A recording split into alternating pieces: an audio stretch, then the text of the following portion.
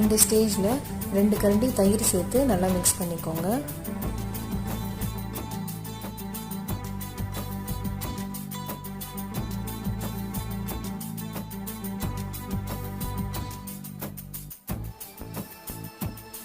இது கூட 1 டீஸ்பூன் தனியா பொடி, 1 டீஸ்பூன் காரப்பொடி, 1/2 டீஸ்பூன் மஞ்சள் பொடி, தேவைக்கேற்ப உப்பு சேர்த்து நல்லா மிக்ஸ் பண்ணிக்கோங்க.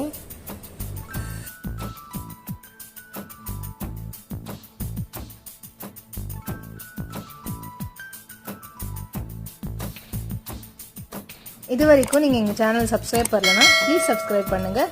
கூடவே அந்த பெல் ஐக்கானையும் தட்டி விட்டுருங்க.